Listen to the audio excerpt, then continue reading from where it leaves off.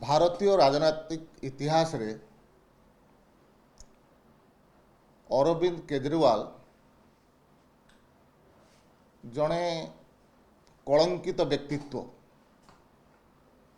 विभिन्न मिथ्या प्रतिश्रुति दे ईमानदार छद्म मुखा पिंधि निजको कट्टर ईमानदार कही क्षमता को आसिले जो लोकपाल बिल नहींकरी विषय क्षमता को आसिले आंदोलन कले से जन लोकपाल बिल आज पर्यंत दिल्ली विधानसभा रे आसिला नहीं। परवर्ती अवस्था रे मद दुर्नीति रे निजको छंदिले मदरु पैसा नेले धरा हेले 6 मास पर्यंत जेल रे रहिले। आज पर्यंत भारतर राजनैतिक इतिहास रे कौनसी मुख्यमंत्री जेल रे रहिकिरी दायित्व रे नथिले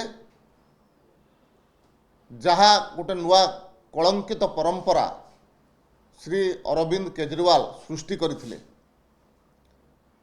गत 2 दिन पूर्वर जेतेबेले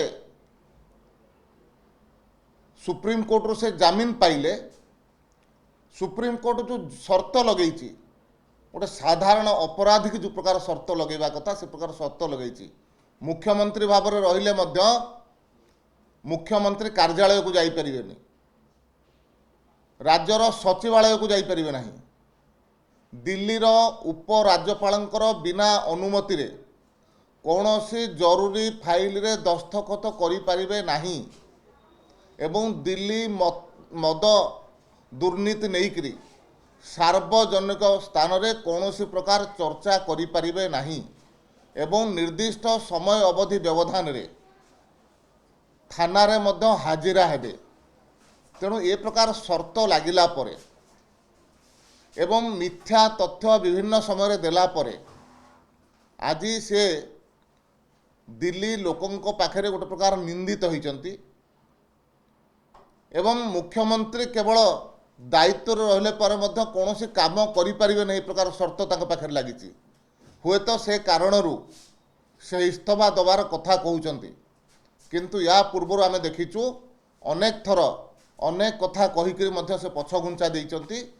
समय को अपेक्षा करिबा कौन होउची देखिबा सतरे से इस्तीफा दउचंती कि पुणी एक राजनैतिक स्टंट से खेलुचंती ता देखिया को अपेक्षा रहिला।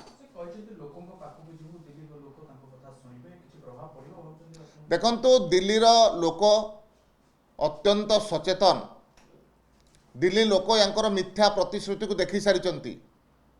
मैं बच्चों की कसम खाकर बोलता हूं कि मैं कांग्रेस का साथ नहीं जाऊंगा। जे निजर छुआ पिलांकर कसम खाई कांग्रेस संगे कौन संपर्क रखिबेनि बोली कहिथिले से आज कांग्रेस संगे मेंट मध्य करिसंती।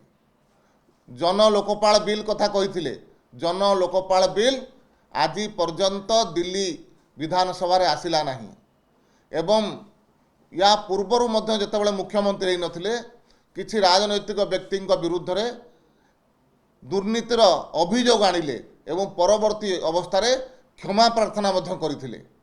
तेणु यांकर कहिबा कथा गोटे काम आउ गोटे हुए तेणु तांकर कथा को दिल्ली रो जनसाधारण बिल्कुल ग्रहण करिवे नाही।